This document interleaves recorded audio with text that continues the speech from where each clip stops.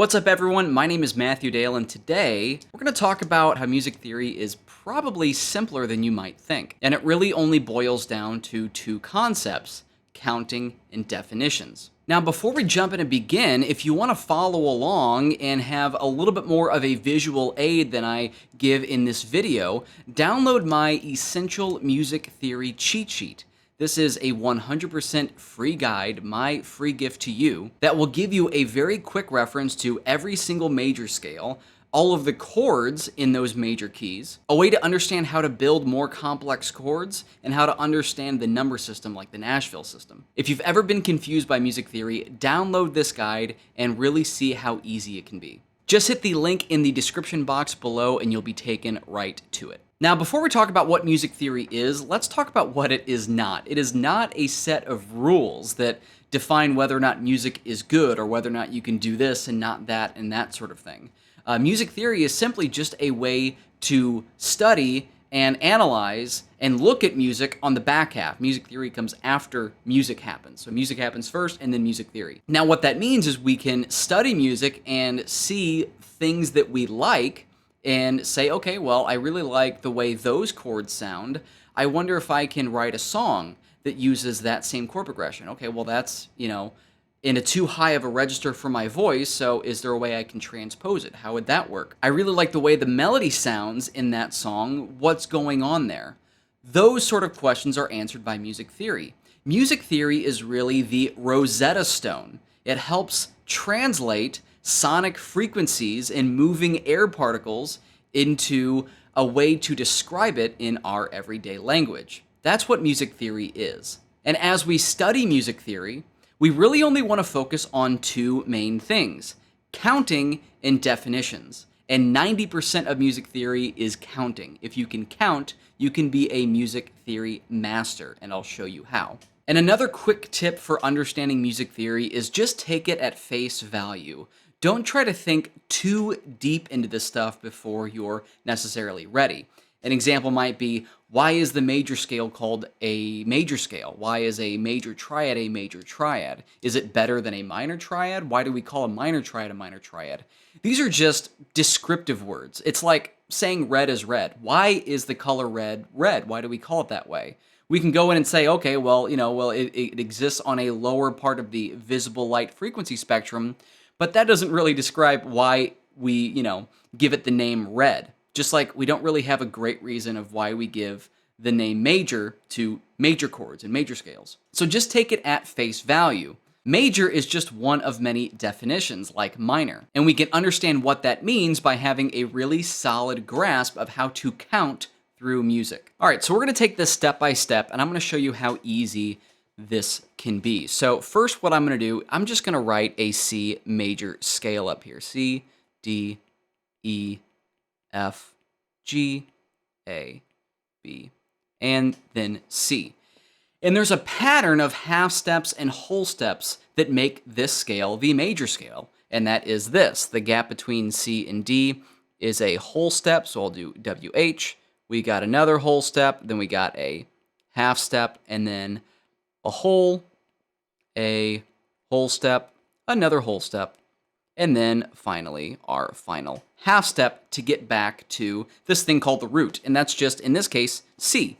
This is a C major scale. The root is C, and that's kind of our starting point. Now, this is very foundational. This is very fundamental. And if this kind of confuses you, I have another video that just describes this process, and I will link it in the end screen at the end of the video. Now, moving beyond this, we can just count these notes as numbers, okay? So the root is going to be number 1. I'm always going to include the root with this. You never want to leave it out. It's always 1, okay? And then our second note, D, is 2, okay? I'm just going to count my way through the scale. E is 3, F is 4. Pop quiz, what would G be? That's right, it's 5. And then A is 6, and then B is 7. And then C, we could call it 8, but I'm not going to. I'm just going to say, since it's C, I'm just going to go back to 1. We're just going back to 1 here. That's it.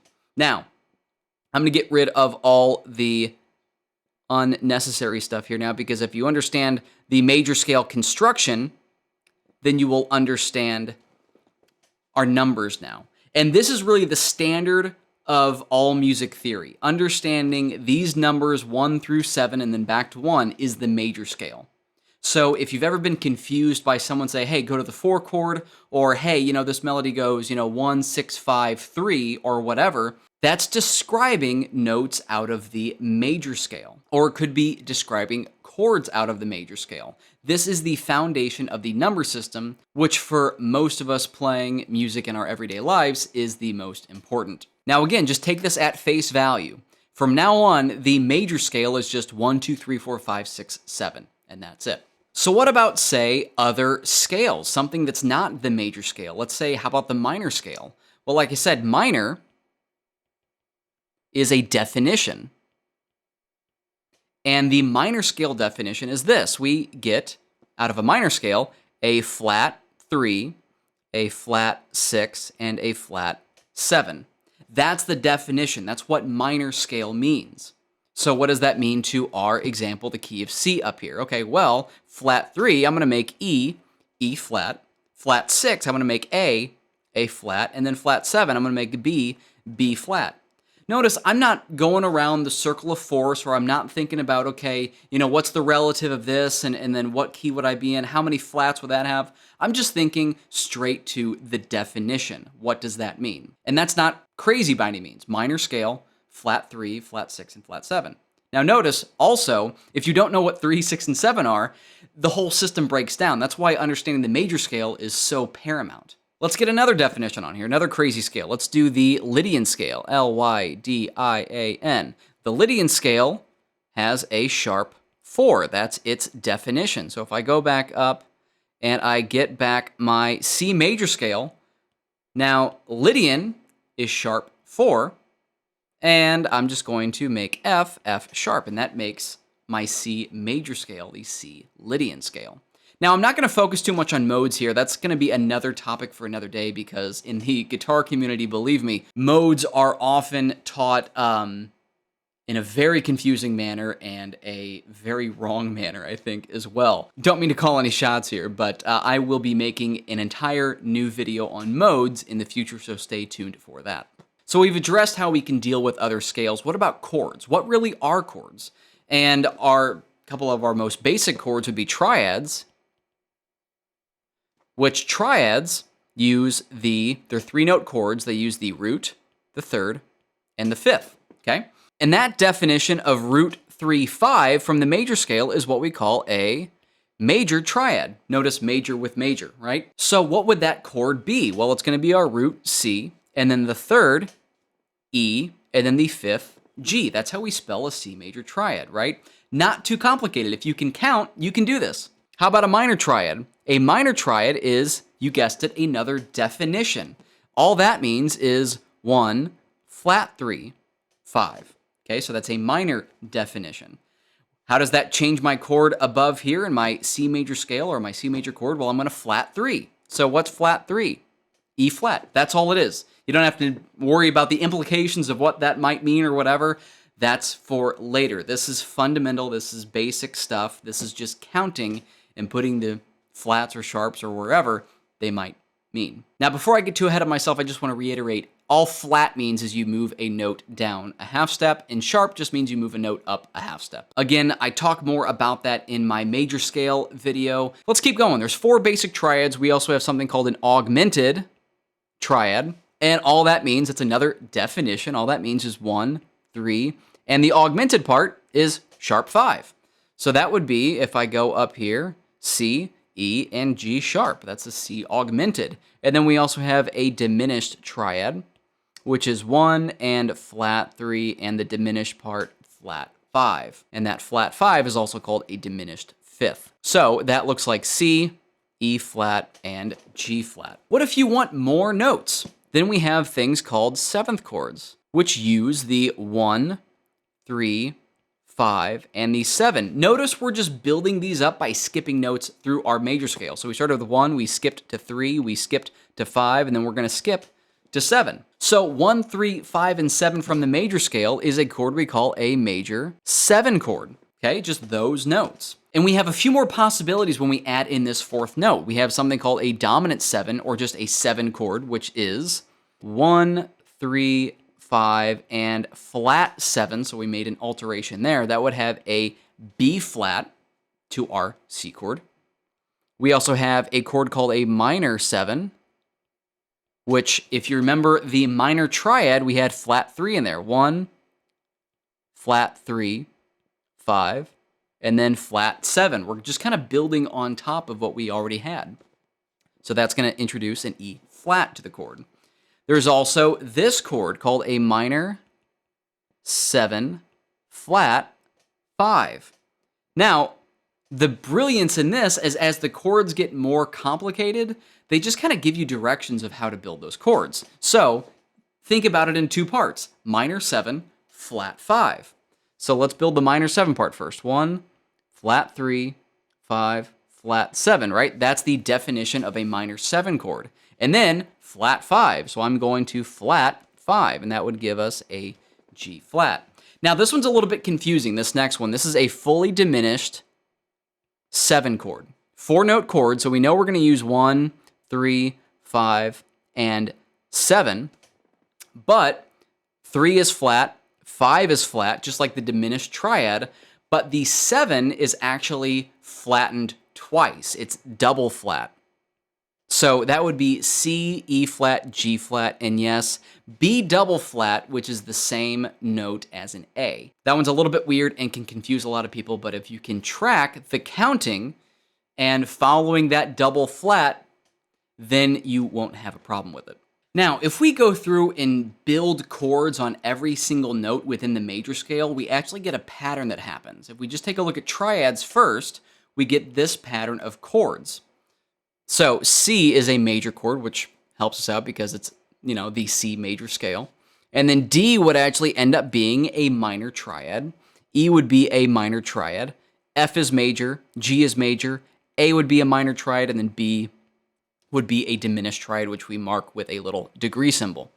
Now, again, just like we used numbers to define the notes within a major scale, we can also use numbers, and I prefer Roman numerals for this, to describe chords that present themselves through the major scale. So C is the 1 chord, D minor is the 2 minor chord, E minor is the 3 minor chord, F, and yes, I'm using all caps. This is more of a jazz way of doing this as opposed to the classical way of doing lowercase for minor and uppercase for major. I feel like this is a little more visually descriptive. So sorry to all you classical guys out there. So 4 is another major chord. F is major, so 4 is major. 5 is major. 6 is a minor chord, and then 7 is a diminished chord. This gives us the major scale chord progression, and we can actually start to write music with this. Say like Let It Be by the Beatles is this chord progression, and it works because it's also in the key C. We have the 1 chord, and then the 5 chord, and then the 6 minor chord, and then the 4 chord. That's one phrase, and then our next phrase goes 1, 5, and then it does kind of this descending thing where we do 4, 3, 2, those are minor chords, and then back to 1. Those also might be in inversions, but this is just a simple way of looking at it. So that's Let It Be in a nutshell. Let's do something else. How about Zombie by the Cranberries? This is a good one because this is another popular chord progression. Zombie is 6 minor, 4, 1, and 5. And it's pretty much that the entire time. So 6, 4, 1, 5 is how to play chords to that song. So that song is in the key of G, so that would look like this. E minor is our 6 chord, C is our 4 chord, G is our 1 chord, and then D is our 5 chord. Now, if only there was a reference guide to know what those chords are in every single key. Well, again, I'm going to point down to the description box below and download my Essential Music Theory cheat sheet.